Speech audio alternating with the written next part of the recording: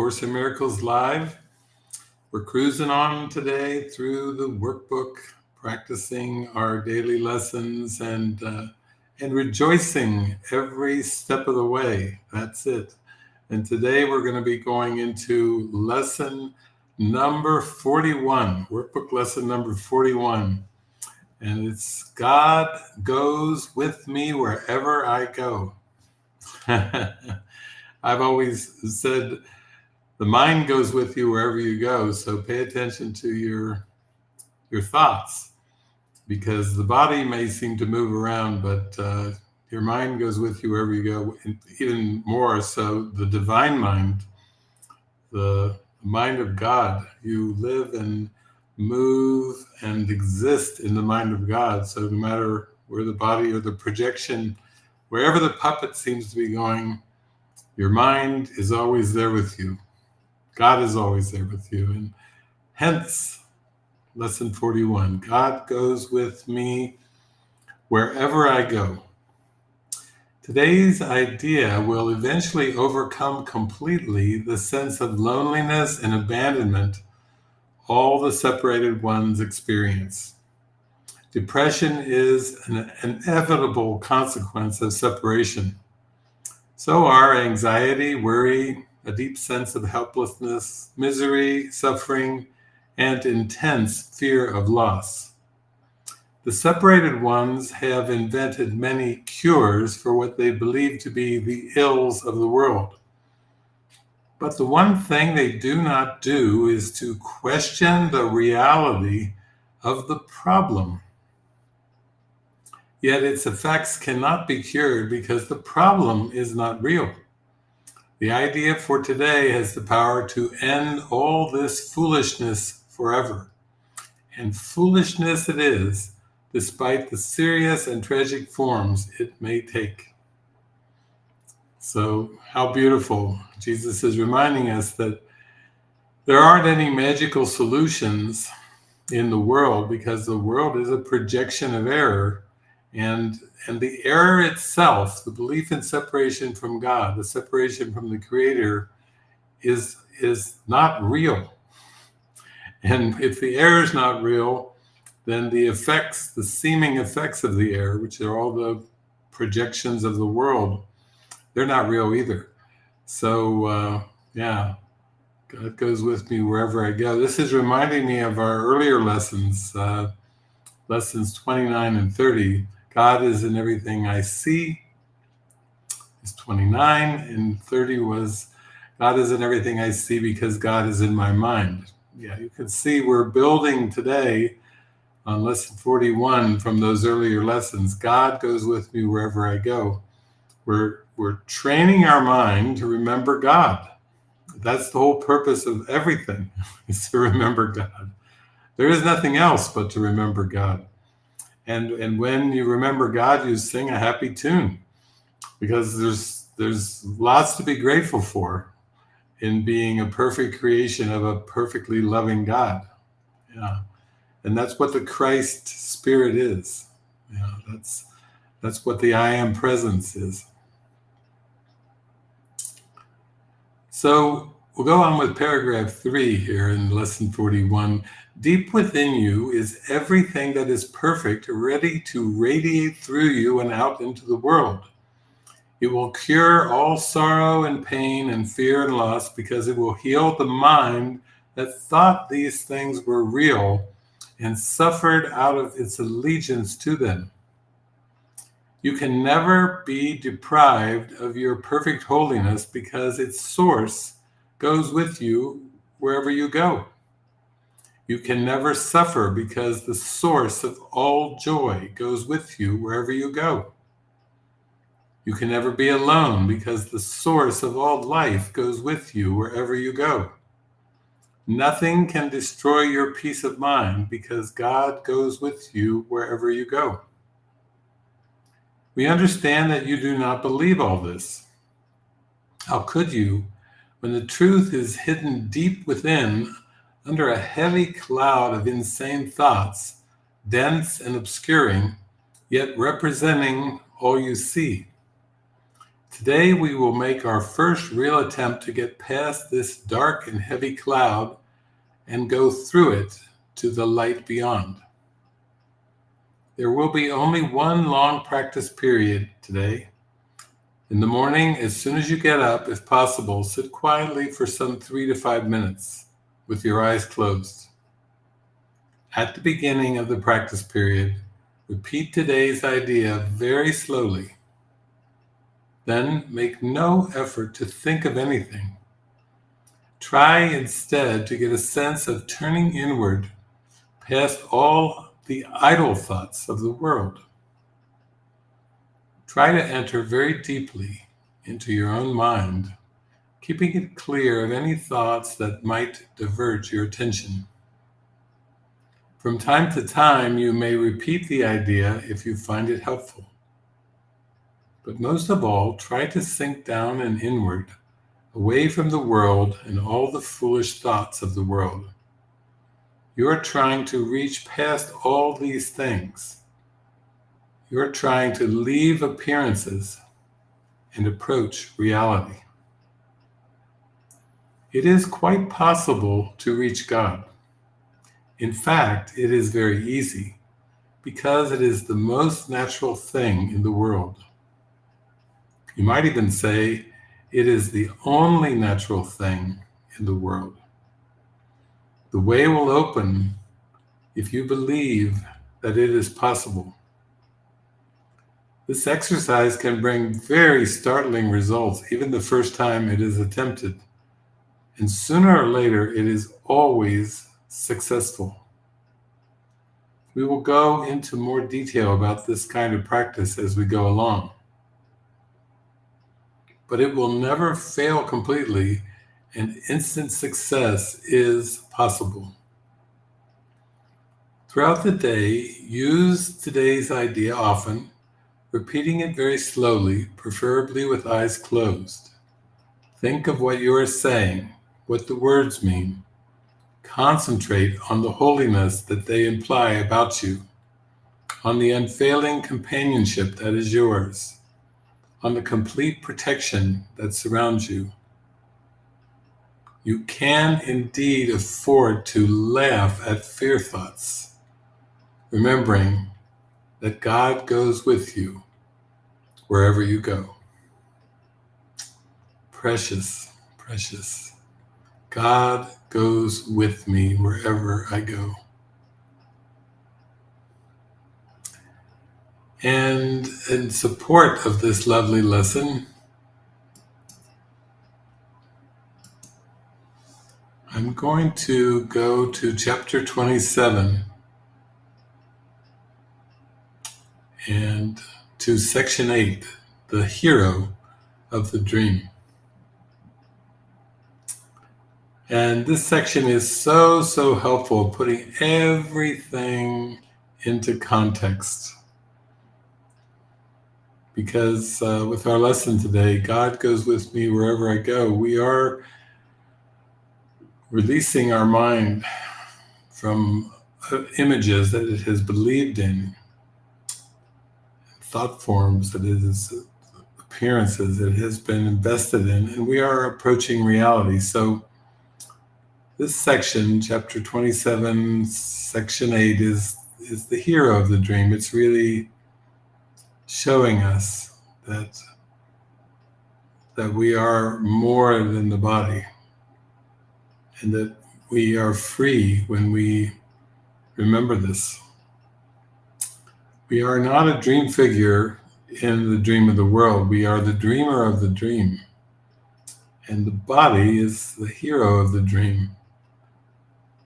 But the hero doesn't have a reality, doesn't have an existence. Yeah.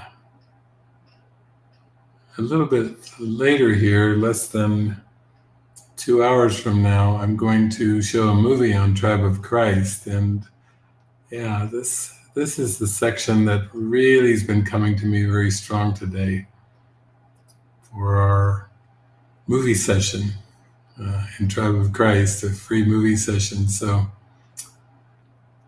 I'm going to go through it here in support of our workbook lesson today. God goes with me wherever I go. The body is the central figure in the dreaming of the world. There is no dream without it, nor does it exist without the dream, in which it acts as if it were a person to be seen and be believed.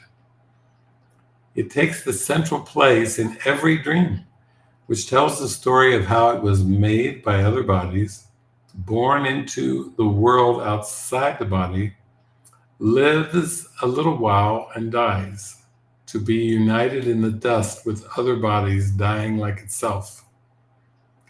In the brief time allotted it to live, it seeks for other bodies as its friends and enemies. Its safety is its main concern. Its comfort is its guiding rule. It tries to look for pleasure and avoid the things that would be hurtful. Above all, it tries to teach itself its pains and joys are different and can be told apart. The dreaming of the world takes many forms because the body seeks in many ways to prove it is autonomous and real. It puts things on itself that it has bought with little metal discs or paper strips the world proclaims as valuable and real. It works to get them, doing senseless things, and tosses them away for senseless things it does not need and does not even want. It hires other bodies that they may protect it and collect more senseless things that it can call its own. It looks about for special bodies that can share its dream. Sometimes it dreams it is a conqueror of bodies weaker than itself, but in some phases of the dream, it is the slave of bodies that would hurt and torture it. The body's serial adventures from the time of birth to dying are the theme of every dream the world has ever had. The hero of this dream will never change, nor will its purpose. Though the dream itself takes many forms and seems to show a great variety of places and events wherein its hero finds himself, the dream has but one purpose, taught in many ways. This single lesson does it try to teach again and still again, and yet once more, that it is cause and not effect, and you are its effect and cannot be its cause. So that is the single lesson that the ego is trying to teach and reinforce, that he teaches it and tries to teach it still again, yet once more, that it, the world, is cause and not effect, and that you are its effect and cannot be its cause.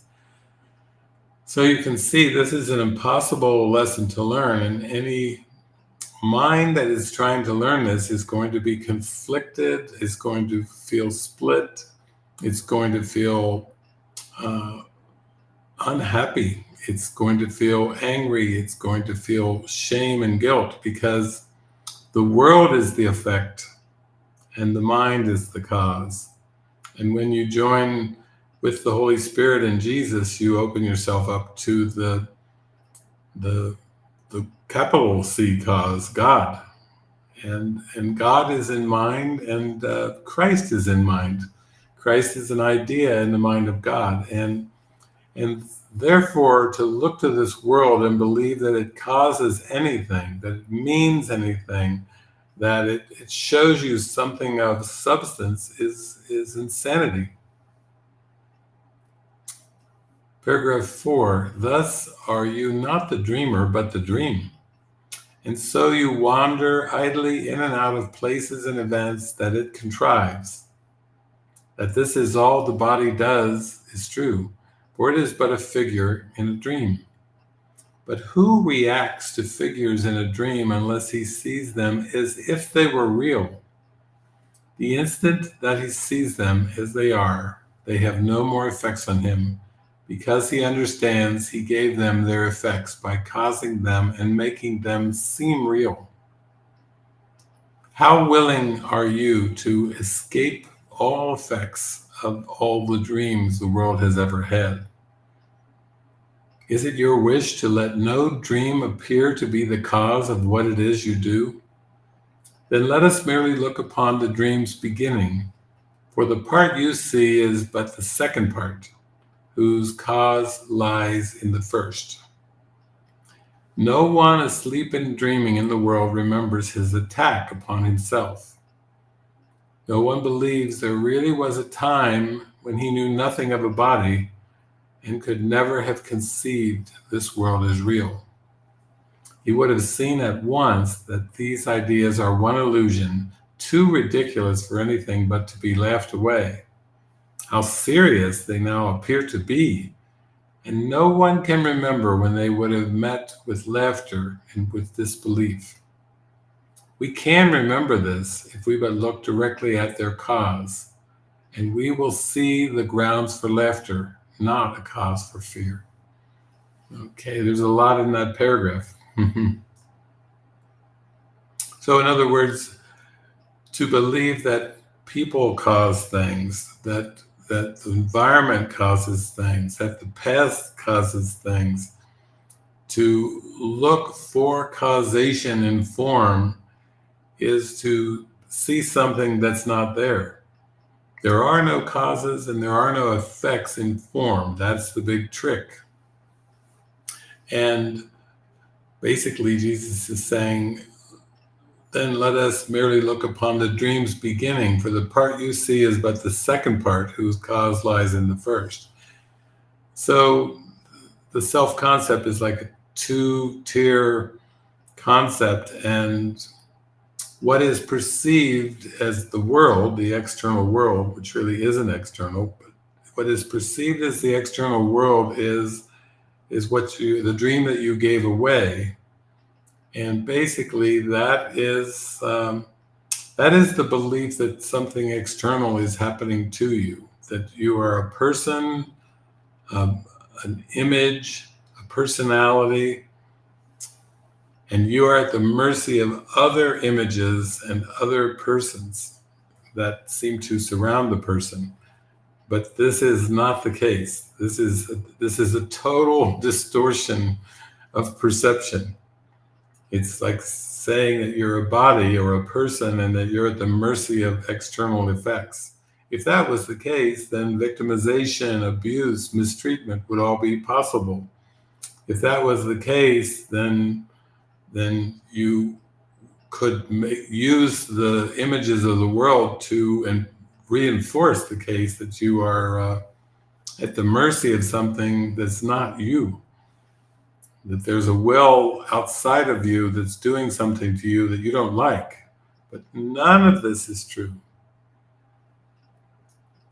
No one asleep and dreaming in the world remembers his attack upon himself. So no one consciously is aware of the belief in separation. That's what the attack upon himself is the belief you can separate from your creator. That's a belief in the mind. The ego is a belief in the mind. And that is pushed out of awareness, as is the light that is even still deeper than that belief in attack, is the light of truth, the light of oneness, the light of God, the light of Christ. And in that light of Christ, you would see that there's only love and there is nothing else. But as he told us, no one believes there really was a time when he knew nothing of a body and could never have conceived this world as real. He would have seen at once that these ideas are one illusion too ridiculous for anything but to be laughed away. How serious they now appear to be. And no one can remember when they would have met with laughter and with disbelief. We can remember this if we but look directly at their cause, and we will see the grounds for laughter, not a cause for fear. So here we go. Let us return the dream he gave away unto the dreamer, who perceives the dream as separate from himself and done to him. Into eternity, where all is one, there crept a tiny, mad idea at which the Son of God remembered not to laugh. In his forgetting did the thought become a serious idea, and possible of both accomplishment and real effects. Together we can laugh them both away and understand that time cannot intrude upon eternity. It is a joke to think that time can come to circumvent eternity, which means there is no time. A timelessness in which time is made real, a part of God that can attack itself, a separate brother as an enemy, a mind within a body, all are forms of circularity whose ending starts at its beginning, ending at its cause. The world you see depicts exactly what you thought you did, except now that you think that when you did is being done to you. The guilt for what you thought is being placed outside yourself and on a guilty world that dreams your dreams and thinks your thoughts instead of you. It brings its vengeance, not your own. It keeps you narrowly confined within a body, which it punishes because of all the sinful things the body does within its dream. You have no power to make the body stop its evil deeds because you did not make it, and cannot control its actions, nor its purpose, nor its fate. Of course, Jesus is being sarcastic here, tongue-in-cheek, because the body is just a symbol, and as he's told us in his text, what you do comes from what you think. And when you basically believe you have no power to make the body stop its evil deeds because you did not make it, it's basically just believing that something external to the mind is causative and that you're an effect of this external cause. Jesus is going to remind us the kingdom of heaven is within and there is nothing outside you. You are love, you are light, and you must give up this crazy belief in externals, in images. My thoughts are images I've made. You have to relinquish the ego, the image maker, because it's not a creation of God. God is abstract and eternal love is abstract, and that's what the I am presence is. The world but demonstrates an ancient truth. You will believe that others do to you exactly what you think you did to them. But once deluded into blaming them, you will not see the cause of what they do, because you want the guilt to rest on them. How childish is the petulant device to keep your innocence by pushing guilt outside yourself, but never letting go. It is not easy to perceive the jest when all around you do your eyes behold its heavy consequences, but with their trifling cause. Without the cause do its effects seem serious and sad indeed, yet they but follow, and it is their cause that follows nothing and is but a jest. So the ego is the false cause. The ego follows nothing. It wasn't created. It doesn't have an existence. But if you believe in it, then you behold the unreal effects of this unreal cause. And as Jesus is saying, its effects seem serious and sad indeed. But that's just because they're believed to be real. Paragraph 9. In gentle laughter does the Holy Spirit perceive the cause and looks not to effects. Looks not to effects. The Holy Spirit looks not to effects, is not interested in the outcomes of the world, is not interested in the images. Just using the images to see that it's all simultaneous, it's all one, it's all singular. That's awakened awareness. That's the happy dream. That's the forgiven world. How else could he correct your error who have overlooked the cause entirely? He bids you bring each terrible effect to him that you may look together on its foolish cause and laugh with him a while. You judge effects, but he has judged their cause. Yes, we know that. He has judged their cause is unreal. And by his judgment are effects removed. Perhaps you come in tears, but hear him say, "My brother, holy Son of God, behold your idle dream in which this could occur. And you will leave the holy instant with your laughter and your brothers joined with his." The secret of salvation is but this, that you are doing this unto yourself. No matter what the form of the attack, this is still true. Whoever takes the role of enemy and of attacker, still is this the truth. Whatever seems to be the cause of any pain and suffering you feel, this is still true. For you would not react at all to figures in a dream you knew that you were dreaming. Let them be as hateful and vicious as they may, they could have no effect on you unless you fail to recognize it is your dream. This single lesson learned will set you free from suffering, whatever form it takes.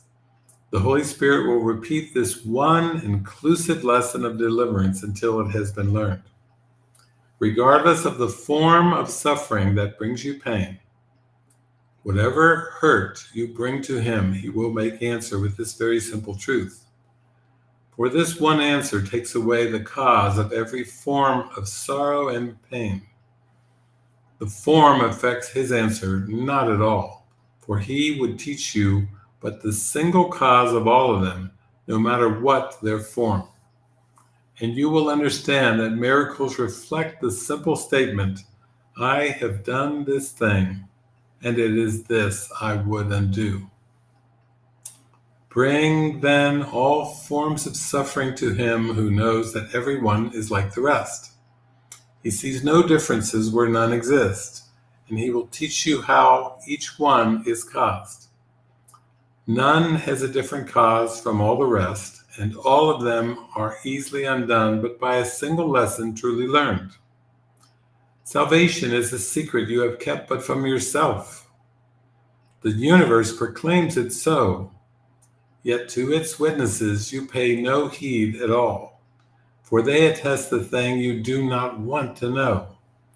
They seem to keep it secret from you, yet you need but learn you chose but not to listen, not to see. How differently will you perceive the world when this is recognized? When you forgive the world your guilt, you will be free of it. Its innocence does not demand your guilt, nor does your guiltlessness rest on its sins. This is the obvious, a secret kept from no one but yourself, and it is this that has maintained you separate from the world, and kept your brothers separate from you. Now need you but learn that both of you are innocent or guilty. The one thing that is impossible is that you be unlike each other, that they both be true. This is the only secret yet to learn, and it will be no secret you are healed. So we are really seeing that is why God goes with me wherever I go, because God is the perception of a forgiven world, a happy dream. Only the loving thoughts are true, and this is what forgiveness beholds. Only the loving thoughts are true. Jesus says, "Dream softly of your sinless brother." Remember his kindnesses instead of the hurts that he gave. It's only attack thoughts and the filter in the mind of attack thoughts that is the ego. And when you look through the ego or with the ego or through the ego's filter, you behold a world of separation. And this is a fearful state, but it's not real. It's a hallucination of fear. And yet today's lesson takes us inward into that beautiful love and light in our heart. God goes with me wherever I go. That's a happy song. God goes with me wherever I go. That's something to repeat. But as Jesus says, just be quiet today, close your eyes, sink deep into the stillness, allow yourself to feel that love, feel completely embraced and surrounded by that love. That is God's love. And you cannot fail because God goes with you wherever you go. And it's adorable that the light of God is shining in us, and as Jesus says, it's waiting to radiate through us and out into the world. Ooh, that should give you happy shivers. Love is ready to radiate through you and out into the world.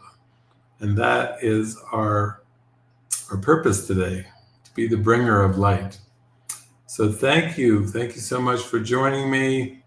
If you get a chance, please come in to Tribe of Christ and join me for the movie. It's probably about an hour and 15 minutes away from start time. And if you're not signed up for Tribe of Christ, there's so many brothers and sisters all over the world that want to interact and shine their light and rejoice together and support one another and nurture one another. And that is worth going into Tribe of Christ and registering. And then, every 2 weeks we just have a movie to dive deeper together into this deep love and into the experience of a forgiven world, of a happy dream, where we dream softly of our sinless brothers and sisters. Yeah, we need to dream softly.